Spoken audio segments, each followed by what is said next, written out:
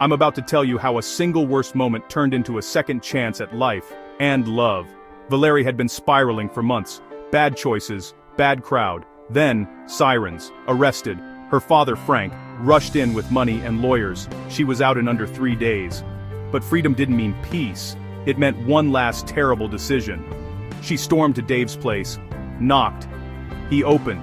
She lifted a gun, hands shaking, and told him to drive her to David's house, where Nadia lived.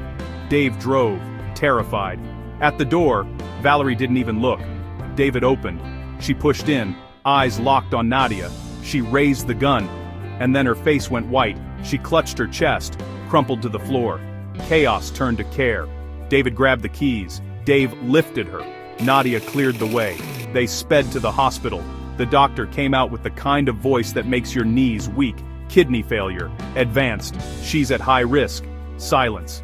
Then Nadia stepped forward. "Test me. I'll donate. Let that sink in." The woman Valerie tried to hurt just offered to save her.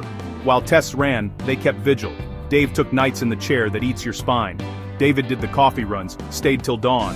Nadia held Valerie's hand, whispering, "Keep fighting." They weren't related, but they acted like family.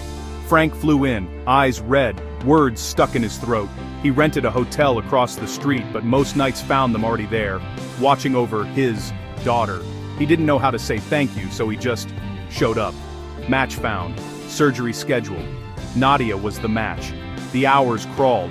Then, 2 thumbs up from the surgeon. Stable. Both of them. When Valerie woke, the truth hit her like sunlight. Nadia had given a piece of herself.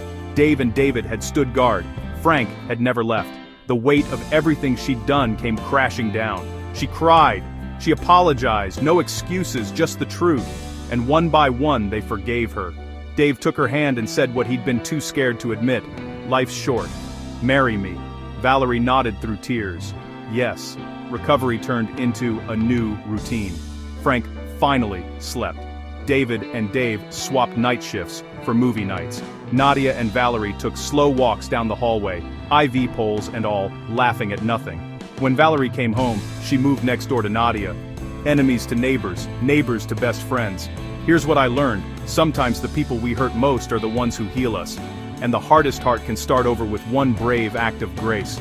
If you needed a sign to forgive, or to ask for forgiveness, this is it. Because crisis can be the first chapter of your cure.